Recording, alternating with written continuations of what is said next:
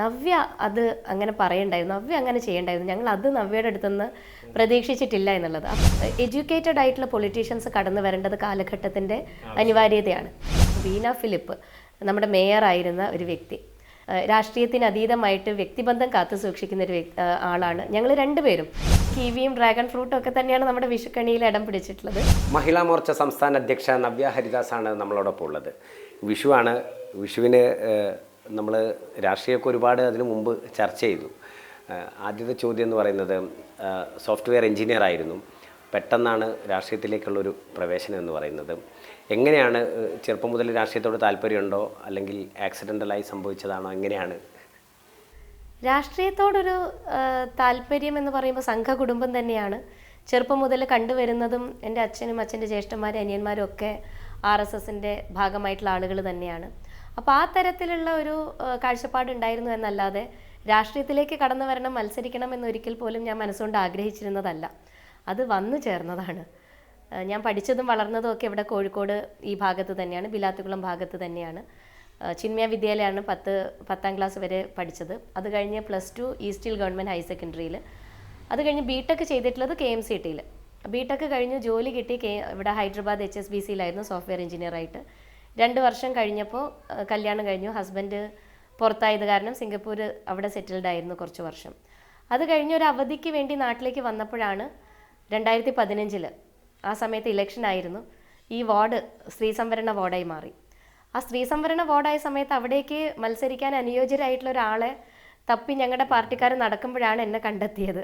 ഞാൻ നാട്ടിലുണ്ട് എന്നുള്ളത് മത്സരിക്കണമെന്ന് ആവശ്യപ്പെട്ടതും. അപ്പോൾ ചെറിയ ആശങ്കയൊക്കെ ഉണ്ടായിരുന്നു, പക്ഷെ ആശങ്കയ്ക്കൊന്നും വകുപ്പില്ല. കാരണം പോകണമെന്നുണ്ട് ഇത് കഴിഞ്ഞിട്ട് നമുക്ക്. അതെ അതെ അതെ അതെ അത് എലക്ഷൻ കഴിയുന്നത് വരെ നമുക്ക് ഡ്യൂട്ടി ഉള്ളൂ. എലക്ഷൻ കഴിഞ്ഞിട്ടുണ്ടെങ്കിൽ സ്വാഭാവികമായിട്ടും BJPക്ക് ഒരു റോളില്ല, വിന്നിങ് ഹിസ്റ്ററി ഒന്നും ഇല്ലാത്തത് കൊണ്ട് അത് കഴിഞ്ഞാൽ റോള് കഴിഞ്ഞു എന്നുള്ളതാണ് പറഞ്ഞിരുന്നത്. അപ്പോൾ അതുകൊണ്ട് എലക്ഷൻ കഴിയുന്നത് വരെ ഞാൻ ആലോചിച്ചപ്പം ഒരു ഹരാണല്ലോ കുറച്ച് പോസ്റ്റേഴ്സൊക്കെ വരുന്നതും. അപ്പം ഞാൻ വിചാരിച്ചു എന്നാൽ പിന്നെ മത്സരിക്കാം. അങ്ങനെ മത്സരിച്ചപ്പോൾ മുൻപുണ്ടായിരുന്നതിൽ നിന്ന് വലിയൊരു മാറ്റം ഈ വാർഡിൽ വന്നു. 325 വോട്ട് എന്നുള്ളത് 1025 വർദ്ധിപ്പിച്ച് 1345 വോട്ടായിട്ട് ഉയർന്നു, കൗൺസിലറായി. അങ്ങനെ അത് വന്നു ചേർന്നതാണ്. ഇപ്പം 3ാമത്തെ ടൈമാണ് അല്ലേ? ഇപ്പം ഈ സമയത്ത് ഈ പറഞ്ഞ പോലെ തന്നെ വെല്ലുവിളികൾ ഉണ്ടായിരുന്നു ഈ സമയത്തും അല്ലേ? ഈ വാർഡിലെ മത്സരം എന്ന് പറയുന്നതും മുമ്പുണ്ടായിരുന്ന വാർഡല്ല. അല്ല, 2 തവണ തുടർച്ചയായിട്ട് BJP കരസ്ഥമാക്കിയപ്പോൾ സ്വാഭാവികമായിട്ട് 3ാമത്തെ തവണ ഈ കാരപ്പറമ്പ് വാർഡ് BJPയുടെ കൈവെള്ളയിൽ ഒതുങ്ങരുത് എന്നുള്ള ഒരു രാഷ്ട്രീയ കാഴ്ചപ്പാടുണ്ടെന്നാണ് ഞാൻ മനസ്സിലാക്കുന്നത്. ആ തരത്തിലായിരുന്നു വിഭജനം നടന്നത്. ഈ ഡീലിമിറ്റേഷന് ശേഷം മുൻപുണ്ടായിരുന്ന കാരപ്പറമ്പിൻ്റെ ഭൂപ്രകൃതി കംപ്ലീറ്റ് ആയിട്ട് മാറി. 6000 ചില്ലാൻ വോട്ടേഴ്സ് ഉണ്ടായിരുന്നത് 4000 ചുരുങ്ങി. 5 ഭാഗങ്ങളിൽ 3 ഭാഗം വെട്ടിമാറ്റി മറ്റ് 2 ഭാഗങ്ങൾ കൂട്ടിച്ചേർത്തു. അങ്ങനെ ഒരു പുതിയ വാർഡ് തന്നെയാണ്. മുൻപ് കഴിഞ്ഞ 2015ലും 20ലും ഉണ്ടായിരുന്ന കാരപ്പറമ്പ് വാർഡല്ല 2025. അപ്പോൾ തീർച്ചയായിട്ടും അത് പിടിച്ചെടുക്കുക എന്ന് പറയുമ്പോൾ പഴയ വാർഡ് നിലനിർത്തുക എന്നുള്ളതല്ല, പുതിയൊരു വാർഡ് പിടിച്ചെടുക്കുന്ന അതേ പ്രക്രിയ തന്നെയാണ്. അപ്പോൾ അതും ഒരു ടാസ്ക് ആയിരുന്നു. അതുകൊണ്ട് അതിൽ നിന്ന് ഒഴിഞ്ഞു മാറാൻ സാധിക്കില്ല. 3ാമത് ഇത് പിടിച്ചെടുത്തേ മതിയാവും, ഇത് നമ്മുടെ വാശിയാണ് എന്നുള്ള തരത്തിലാണ് പ്രവർത്തകർ അതിനെ അപ്രോച്ച് ചെയ്തത്. അപ്പോൾ ആ വാശിക്ക് ഞാൻ തന്നെ കൂട്ടു നിൽക്കണം എന്നുള്ളതായിരുന്നു അവരുടെ താല്പര്യം. അങ്ങനെയാണ് 3ാമത്തെ തവണ ഇവിടെ മത്സരിച്ചത്. എല്ലാ രാഷ്ട്രീയ പാർട്ടികൾക്കിടയിലും ഒരു സ്വീകാര്യത നവ്യ ഹരിദാസിന് കണ്ടിട്ടുണ്ട്. എന്താണ് ബിഹൈൻഡ് സീക്രട്ട്? എന്താണ് അത്? രാഷ്ട്രീയം ശരിക്കും നമ്മൾ മത്സരം നടക്കുന്ന സമയത്ത് മാത്രമേ മറ്റ് രാഷ്ട്രീയ പാർട്ടികളെ കുറിച്ച് നമ്മൾ പറയുന്നതും എപ്പോഴും വിമർശനങ്ങൾ ഉയർന്നു വരണമല്ലോ. ആ വിമർശനങ്ങൾ എന്ന് പറഞ്ഞാൽ മൈക്ക് കിട്ടിയിട്ടുണ്ടെങ്കിൽ സ്വാഭാവികമായിട്ടും ഒരു ഇലക്ഷൻ വരുമ്പോൾ നമ്മുടെ മേന്മകൾ മാത്രമല്ല ചില ന്യൂനതകൾ കൂടെ ചൂണ്ടിക്കാണിച്ചുകൊണ്ടേ നമുക്ക് സംസാരിക്കാൻ സാധിക്കും. പക്ഷെ അത് കഴിഞ്ഞിട്ടുണ്ടെങ്കിൽ പിന്നെ രാഷ്ട്രീയം വലിയൊരു സ്കോപ്പ് ജനങ്ങൾക്കിടയിലാണ്. പിന്നെ അതെ അതെ പിന്നെ വികസനത്തിന്റെ കാര്യത്തിൽ ഒറ്റക്കെട്ടായി നിന്നുകൊണ്ട് അത് എല്ലാ രാഷ്ട്രീയ പാർട്ടികളോടും ചേർന്ന് നിന്നുകൊണ്ട് ഈ ഭാഗത്തുള്ള പ്രദേശത്തുള്ള ആളുകൾ അത് രാഷ്ട്രീയ ഭേദമന്യേ ജാതി മതഭേദമന്യേ ഏത് കാര്യത്തിന് വന്നിട്ടുണ്ടെങ്കിലും എന്നെക്കൊണ്ട് കഴിയുന്ന കാര്യമാണെങ്കിൽ തീർച്ചയായിട്ടും അത് 100% എഫേർട്ട് ഇട്ട് ഞാൻ ചെയ്തു കൊടുക്കും. 3ാമത്തെ ടൈമാണ് ഇപ്പോൾ വാർഡ് കൗൺസിലറായിട്ട്. അതിനിടയിൽ മഹിളാ മോർച്ചയുടെ വലിയ ഉത്തരവാദിത്വം, ഇതിനിടയ്ക്ക് പ്രിയങ്കാ ഗാന്ധിയുമായിട്ടുള്ള മത്സരം, ഇങ്ങനെ ദേശീയ തലത്തിൽ തന്നെ ശ്രദ്ധിക്കപ്പെടുന്ന തരത്തിലേക്ക് മാറി. നമ്മളിങ്ങനെ മാറുമെന്ന് എപ്പോഴെങ്കിലും പ്രതീക്ഷിച്ചിരുന്നോ? ഒരിക്കലും പ്രതീക്ഷിച്ചിട്ടില്ല ഇതൊന്നും. എന്നെ സംബന്ധിച്ചിടത്തോളം പാർട്ടി വലിയ അവസരങ്ങളാണ് എനിക്ക് നൽകിയിട്ടുള്ളത്. ചെയ്യുന്ന ജോലിക്കുള്ള അംഗീകാരം എന്ന് പറയുമ്പോൾ കഴിഞ്ഞ 10 വർഷക്കാലം കൗൺസിലറായിട്ട് നിന്നിട്ടുള്ള എക്സ്പീരിയൻസിനെയൊക്കെ അടിസ്ഥാനമാക്കിയിട്ടാണ് പ്രിയങ്ക ഗാന്ധിക്കെതിരെ വന്നിട്ടുള്ള മത്സരം, ഈ വയനാട് ബൈ ഇലക്ഷനിൽ മത്സരിക്കാനുള്ള ഒരു അവസരം ലഭിച്ചിട്ടുള്ളത്. അപ്പോൾ അതിനു മുൻപും 2020 2015 വനിതാ സംവരണം വന്ന വാർഡിൽ 2020 ജനറൽ വാർഡ് ആയിരുന്നപ്പോൾ അവിടെ വീണ്ടും അതേ വാർഡിൽ മത്സരിക്കണം എന്നുള്ള തീരുമാനമെടുത്തതും പാർട്ടി തന്നെയാണ്. ആ സമയത്ത് 5 വർഷം പൂർത്തീകരിച്ച് ഇതിൽ നിന്ന് മാറി നിൽക്കണം എന്നൊരാഗ്രഹിച്ച എന്നെ വീണ്ടും ആ ചുമതല ഏൽപ്പിച്ചു, അവിടെ തന്നെ മത്സരിപ്പിച്ചു. 10 വർഷം പൂർത്തീകരിച്ചു. വീണ്ടും അടുത്ത 5 വർഷത്തേക്ക് അവിടെ തന്നെ പ്രവർത്തിക്കണം എന്നുള്ളതായിരുന്നു നിയോഗം.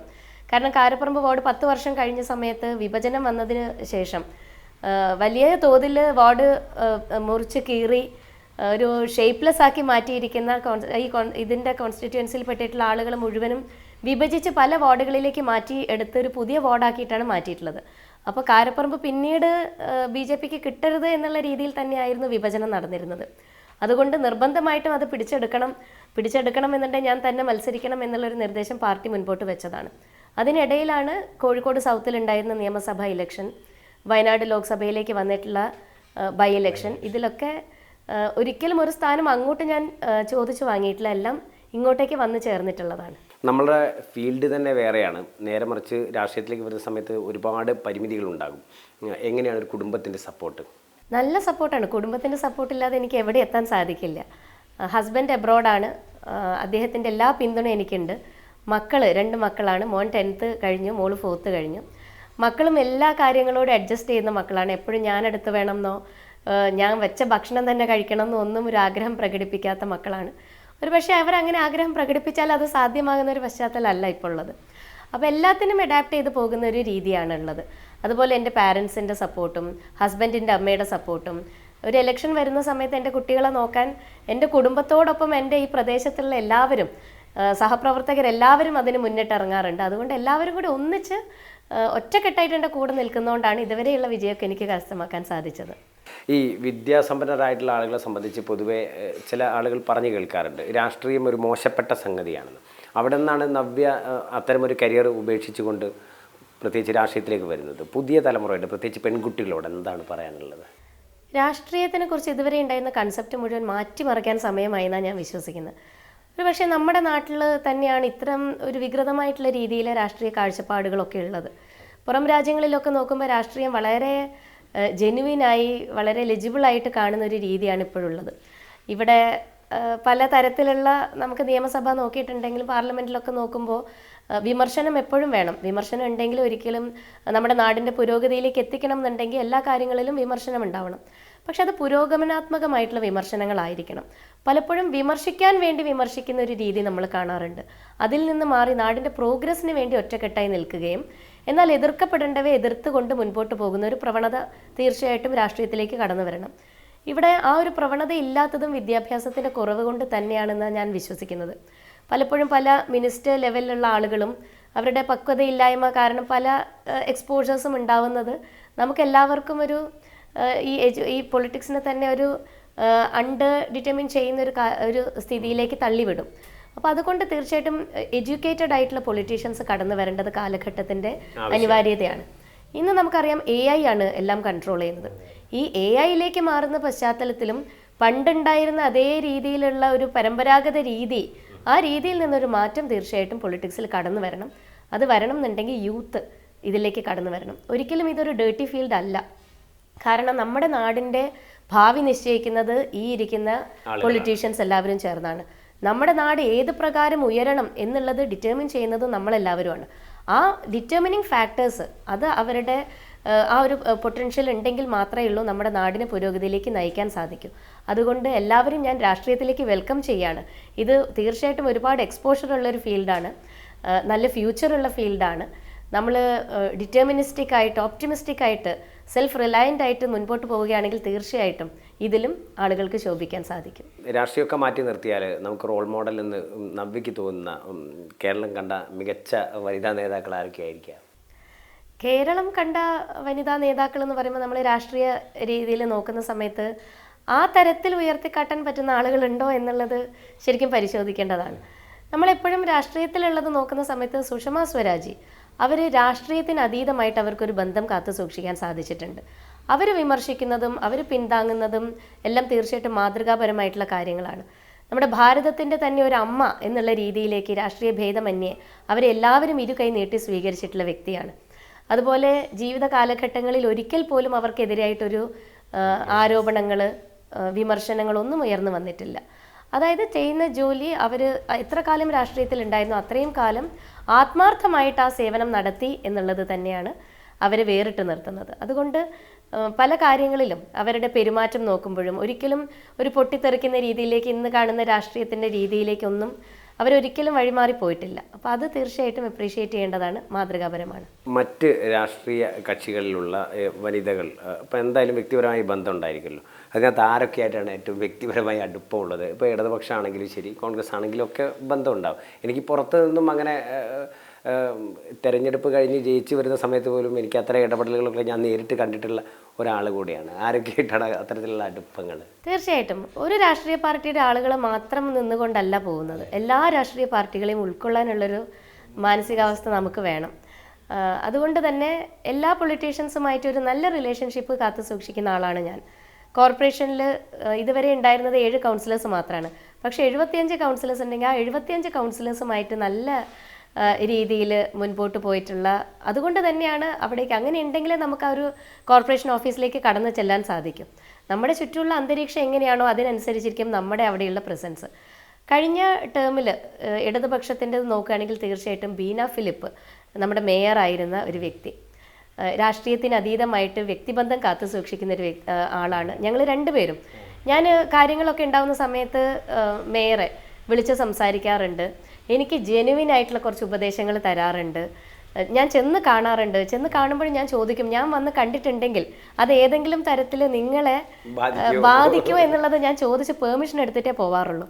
കാരണം ഞാൻ ചെന്ന് കണ്ടു എന്നുള്ള കാര്യം കൊണ്ട് പലപ്പോഴും മാധ്യമങ്ങൾ ആ തരത്തിലൊക്കെ ചിത്രീകരിക്കും. അപ്പോൾ കാണുന്നത് ഇപ്പോൾ ഒന്നുമില്ല, എനിക്ക് അവരെ കണ്ട് അതെ അതെ അതെ നല്ല രീതിയിൽ അനുഗ്രഹിച്ച് നന്നായി വരണം എന്ന് പറഞ്ഞു വിടുമ്പോൾ ശരിക്കും അത് നന്നായി വരാൻ വേണ്ടിയാണ് അവർ അനുഗ്രഹിക്കുന്നത് എന്നുള്ളത് എനിക്കറിയാം. അപ്പോൾ ആ തരത്തിൽ ഉള്ള മുൻ മേയർ ആയിരിക്കുന്ന അവർ നല്ല എഡ്യൂക്കേറ്റഡ് ആണ്, പെരുമാറാൻ നന്നായിട്ട് അറിയാവുന്ന വ്യക്തിയാണ്, വ്യക്തിബന്ധങ്ങൾ കാത്തു സൂക്ഷിക്കുന്ന ഒരു മേയറായിരുന്നു. അവരുമായിട്ട് നല്ലൊരു റിലേഷൻഷിപ്പ് എനിക്കുണ്ട്. മറ്റ് രാഷ്ട്രീയ കക്ഷികളിലെ ആളുകൾ ഈ പറഞ്ഞ പോലെ തന്നെ നമ്മളെ കൊള്ളാം, നല്ല തീരുമാനമാണ് എന്ന് പറഞ്ഞ സംഭവങ്ങളും അനുഭവങ്ങളൊക്കെ ഉണ്ടായിട്ടുണ്ടോ? ഉണ്ട്, പലരും പല തരത്തിലും. ഇപ്പോൾ കോർപ്പറേഷനിലുള്ള നമ്മുടെ ഇടപെടലുകൾ നോക്കുന്ന സമയത്തും ആ ഇടപെട്ട് കഴിഞ്ഞിട്ടുണ്ടെങ്കിൽ എൻ്റെ അടുത്ത് വന്ന് പറയും, നവ്യ അത് അങ്ങനെ പറയണ്ടായിരുന്നു, നവ്യ അങ്ങനെ ചെയ്യണ്ടായിരുന്നു, ഞങ്ങൾ അത് നവ്യയുടെ അടുത്തുനിന്ന് പ്രതീക്ഷിച്ചിട്ടില്ല എന്നുള്ളത്. അപ്പോൾ എന്ത് ചെയ്യുമ്പോഴും ഒരു ബെഞ്ച് മാർക്ക് അവർ സെറ്റ് ചെയ്തിട്ടുണ്ട്. അതെ അതെ അതെ. അപ്പോൾ അതിൽ നിന്നും വ്യതിചലിക്കാൻ അവരും എന്നെ അനുവദിച്ചിട്ടില്ല. അത് രാഷ്ട്രീയത്തിന് അതീതമായിട്ട് ആ തരത്തിലുള്ള ഇൻസ്ട്രക്ഷൻസ് നമുക്ക് തരാൻ എല്ലാ രാഷ്ട്രീയ കക്ഷിയിൽ പെട്ടിട്ടുള്ള ആളുകളും ശ്രമിച്ചിട്ടുണ്ട്. അതൊക്കെ ഞാൻ പോസിറ്റീവായിട്ടാണ് എടുത്തിട്ടുള്ളത്. അപ്പോൾ ഞാൻ ചോദിക്കുമ്പോൾ അങ്ങനെ ഉണ്ടായിരുന്നു അല്ലേ എന്ന് ചോദിക്കുമ്പോൾ അത് ശരി, അത് അങ്ങനെയാണ്, അത് അങ്ങനെ ആയിരുന്നില്ല ഇടപെടേണ്ടിയിരുന്നത്, അത് ഈ തരത്തിൽ ചെയ്യണമായിരുന്നു എന്നുള്ള നിർദ്ദേശങ്ങൾ അവർ തരാറുണ്ട്. ആ തരുന്നതും എൻ്റെ ബെറ്റർമെൻറ്റിന് വേണ്ടിയിട്ടാണെന്നുള്ളത് എനിക്കറിയാം. അവരത് തരുന്നതും കാരണം ഞാനത് ശരിയായ രീതിയിൽ ഉൾക്കൊള്ളും എന്നുള്ള ചിന്താഗതി അവർക്കുള്ളത് കൊണ്ടാണ്. അതുകൊണ്ട് ആ ഒരു വൈഡ് ആക്സെപ്റ്റൻസ് BJPക്ക് അകത്ത് നിന്ന് മാത്രമല്ല ബാക്കി രാഷ്ട്രീയ പാർട്ടികളുടെ അടുത്ത് നിന്നും കൗൺസിലേഴ്സിൻ്റെ അടുത്ത് നിന്നും മേയർ, ഡെപ്യൂട്ടി മേയർ എല്ലാവരുടെ ഭാഗത്തു നിന്നും ആ തരത്തിലുള്ള നിർദ്ദേശങ്ങളൊക്കെ എനിക്ക് കിട്ടാറുണ്ട്. വിഷുക്കാലമൊക്കെ എങ്ങനെയായിരുന്നു? ഇപ്പം നമ്മുടെ കുട്ടിക്കാലത്തുള്ള വിഷുക്കാലത്തു നിന്നൊക്കെ മാറി ഇപ്പം കുട്ടികളുടെ വിഷുക്കാലം നമ്മൾ കണ്ടുകൊണ്ടിരിക്കുകയാണ്. വിഷുക്കാലം എങ്ങനെയായിരുന്നു?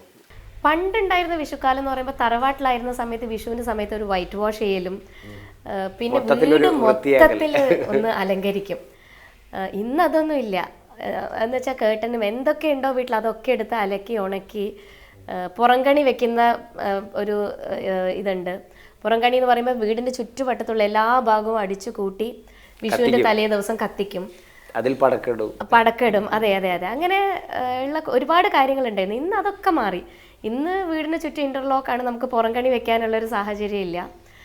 അതുപോലെ വൈറ്റ് വാഷിംഗ് എന്നൊന്നും പറഞ്ഞതില്ല. ഇപ്പോൾ ഒരു മൊമെൻ്ററി ആയിട്ടുള്ളൊരു ആഘോഷം, കുറച്ച് പടക്കം പൊട്ടിക്കുന്ന ഒരു കണി വെക്കുന്നു എന്നുള്ളതിൽ അതീതമായിട്ട് വിഷു എന്ന് പറഞ്ഞൊരു ഇതിനെ എത്രത്തോളം മനസ്സിലേക്ക് എടുത്തിട്ടുണ്ട് എന്നൊക്കെ ഉള്ളത് തീർച്ചയായിട്ടും നമ്മളൊക്കെ സംശയിക്കുകയാണ്.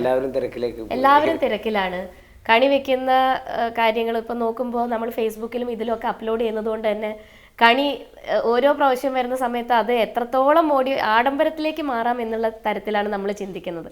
അപ്പോൾ അതൊക്കെ ഒരു ആഡംബരത്തിൻ്റെ രീതിയിലേക്ക് മാറി.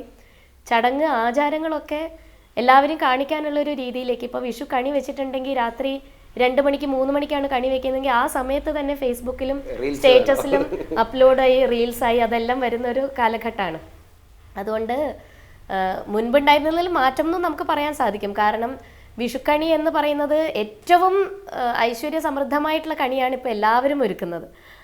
അതുകൂടാതെ പടക്കം പൊട്ടിക്കുന്നത് പണ്ടൊക്കെ ഉള്ള സാധനങ്ങൾ നമ്മുടെ വീടുകളിലുള്ള സാധനങ്ങൾ കൊണ്ട് വിളഞ്ഞ സാധനങ്ങൾ കൊണ്ടൊക്കെ വെച്ചിരുന്നെടുത്തത് നേരെ അതൊക്കെ മാറി. ഇപ്പം ഡ്രാഗൺ ഇമ്പോർട്ടഡ് ഐറ്റംസ് ആണ്. അതൊക്കെ ഇമ്പോർട്ടഡ് ഐറ്റംസ് വെച്ചിട്ടുള്ള കിവിയും ഡ്രാഗൺ ഫ്രൂട്ടും ഒക്കെ തന്നെയാണ് നമ്മുടെ വിഷുക്കണിയിൽ ഇടം പിടിച്ചിട്ടുള്ളത്. കണിവെള്ളരിക്ക് അതിൻ്റെതായിട്ടുള്ള സ്ഥാനമുണ്ട് എന്നുള്ളത് മറ്റൊരു കാര്യം. ഇപ്പം ഞങ്ങൾ കഴിഞ്ഞ ദിവസം കണിവെള്ളരിയുടെ ഒരു കൊയ്ത്തൊക്കെ നടത്തിയിരുന്നു. എൻ്റെ ഈ പ്രദേശത്തുള്ള കുറച്ച് പ്രവർത്തകരൊന്നിച്ച് ഫെബ്രുവരിയിൽ അവർ വിത്തിട്ടു. 2 ദിവസം മുമ്പ് ഞങ്ങൾ കണിവെള്ളരിയൊക്കെ കൊയ്തു ആളുകൾക്കൊക്കെ വിതരണം ചെയ്തു. അങ്ങനെ അതുകൊണ്ട് നമുക്ക് പാരമ്പര്യമായിട്ടുള്ള കാര്യങ്ങളുണ്ട്. അതിനോടൊപ്പം തന്നെ ആഡംബരത്തിലേക്കും കൂടെ കുറച്ച് പോയി. പണ്ടൊക്കെ കുറച്ച് മാത്രമേ ഉണ്ടായിരുന്നുള്ളൂ പടക്കം, ക്യാപ്സ് പൊട്ടിക്കായിരുന്നു ചെയ്യുക, പിന്നെ തോക്ക് വെച്ചിട്ടുള്ള ഇതൊക്കെ ആയിരുന്നു. ഇന്നൊന്നും ഒരു കുട്ടികളും തോക്കൊന്നും ഇല്ല. എന്നൊക്കെ ഡയറക്റ്റ് വലിയ വലിയ പടക്കത്തിലേക്ക് ഫാൻസിയിലേക്ക് മാറി, വിരിഞ്ഞ് പൊട്ടുന്ന കാര്യങ്ങളിലേക്കൊക്കെ മാറി. അതുകൊണ്ട് വലിയ അന്തരമുണ്ട്. പക്ഷെ എന്നിരുന്നാലും വിഷു എന്ന് പറയുന്ന ഒരു കൺസെപ്റ്റിൽ നമ്മൾ ഉറച്ചു നിന്നുകൊണ്ട് ആ കണി കാണുന്നതും ചടങ്ങുകളും ആചാരങ്ങളും ഒക്കെ നമ്മൾ അതേ രീതിക്ക് പാലിക്കുന്നുണ്ട്. ഈ എബ്രോഡായ സമയത്ത് എങ്ങനെയായിരുന്നു? ആഘോഷങ്ങളുണ്ടോ ശരിക്കും? ഇല്ല, അവിടെ സൗണ്ട് പൊല്യൂഷനും എയർ പൊല്യൂഷനും ഒക്കെ കണക്കിലെടുത്തോണ്ട് അതൊന്നും പരിപാടിയില്ല. അവിടെ അതൊക്കെ ഒഫൻസ് ആണ്. കണി വെക്കും, കണി മുടക്കാറില്ല, കണി എന്തായാലും വെക്കും. അതിപ്പോൾ നമ്മൾ സന്ധ്യയ്ക്ക് ദീപം കൊളുത്തുന്നതും നാമം ജപിക്കുന്നതും ഒക്കെ ഏത് രാജ്യത്ത് പോയാലും അത് ചെയ്യും. ഈ കണി വെക്കുന്നതും സിംഗപ്പൂർ ആണെങ്കിലും ശരി, കണി വെക്കേണ്ട കാര്യങ്ങളൊക്കെ മലയാളികൾ ഒരുപാടുള്ള നാടാണ്. തമിഴ് സ്റ്റോറുകൾ ഒരുപാടുള്ള സ്ഥലമാണ്. അപ്പോൾ ഈ വിഷു ഒക്കെ വരുന്ന സമയത്ത് അതിനോടനുബന്ധിച്ചുള്ള കാര്യങ്ങളൊക്കെ നമ്മുടെ ഇന്ത്യൻ സ്റ്റോറുകളിൽ അവൈലബിൾ ആണ്. അതൊക്കെ ശേഖരിച്ചുകൊണ്ട് കണി വെക്കാറുണ്ട്. ഓണത്തിന് പൂവിടാറുണ്ട്. പൂവിടുന്നതും ഇവിടെ കിട്ടുന്ന ചെട്ടിയും ചെണ്ടുമല്ലിയൊന്നും അല്ലെങ്കിലും അവിടെ കിട്ടുന്ന ഓർക്കിഡ് വെച്ചിട്ടാണെങ്കിലും ശരി, അതെ അതെ അതെ, ഒക്കെ വെക്കുന്ന ഫ്ലവേഴ്സൊക്കെയാണ് കിട്ടുക. ഉള്ളത് കൊണ്ട് ഓണം പോലെ ആ ഫ്ലവേഴ്സ് വെച്ചിട്ട് ഞങ്ങൾ ഓണം ആഘോഷിക്കും. ഇനിയിപ്പോൾ നമ്മൾ നോർത്തിലേക്ക് വന്നാൽ, ഇപ്പം കഴിഞ്ഞ ദിവസം ഒരു രാഷ്ട്രീയ നേതാവിനോട് ചോദിച്ചപ്പോൾ പറഞ്ഞു പെട്ടിയിലായി, ഇനി പറഞ്ഞിട്ട് കാര്യമൊന്നുമില്ല എന്ന് പറഞ്ഞു. അതേപോലെ എന്നാലും നോർത്തിൽ ബി ജെ പിയുടെ ഒരു കാൽക്കുലേഷൻ ഉണ്ടാവില്ല, ഒരു സംഘടനാ സംവിധാനം ഉണ്ടല്ലോ ബി ജെ പിക്ക്. മുൻപത്തേതിനേക്കാൾ നഗരത്തിൽ അതിനനുസരിച്ചുള്ള സീറ്റുകളുടെ എണ്ണമൊക്കെ ഉണ്ട്. എന്താണ് ആക്ച്വലി ബി ജെ പിയുടെ ഒരു കാൽക്കുലേഷൻ? ബി ജെ പിയുടെ നോർത്ത് മണ്ഡലത്തിൽ ഞങ്ങളുടെ വർക്ക് ആരംഭിച്ച സമയത്ത് തന്നെ ഒരു പ്രതീക്ഷയോട് കൂടിയാണ് ആരംഭിച്ചത്. വർക്ക് അങ്ങോട്ട് പ്രോഗ്രസ് ചെയ്യുന്ന ഇത് വെച്ച് നോക്കുന്ന സമയത്ത് പ്രചരണ രംഗത്ത് ബി ജെ പി നമ്പർ 1 ആയിരുന്നു.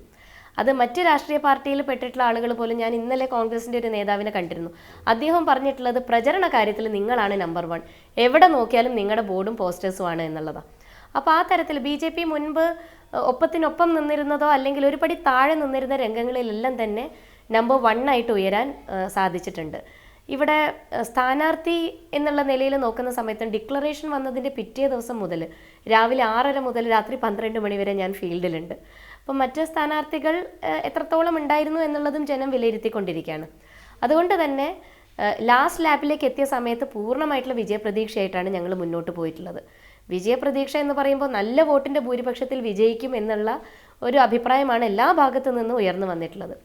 ഇതിനോടൊപ്പം തന്നെ നിഷ്പക്ഷരായിട്ടുള്ള ആളുകളുടെ വോട്ട് മാത്രമല്ലാതെ പല രാഷ്ട്രീയത്തിൽപ്പെട്ടിട്ടുള്ള ആളുകളും അവർ നേരിട്ട് കണ്ട സമയത്ത് പറഞ്ഞിട്ടുണ്ട്, ഇത്തവണ ഞങ്ങൾ നിങ്ങൾക്കാണ് ചെയ്തത്, നിങ്ങൾക്കാണ് ചെയ്യുന്നത് എന്നുള്ളൊരു അഭിപ്രായം രേഖപ്പെടുത്തുമ്പോൾ തീർച്ചയായിട്ടും നമ്മുടെ ആത്മവിശ്വാസത്തിൻ്റെ ലെവൽ ഒന്നുകൂടി ഉയരുകയാണ്.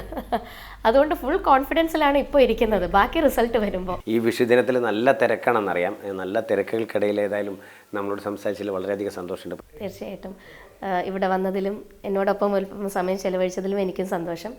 എല്ലാവർക്കും എൻ്റെ ഹൃദയം നിറഞ്ഞ വിഷുദിനാശംസകൾ.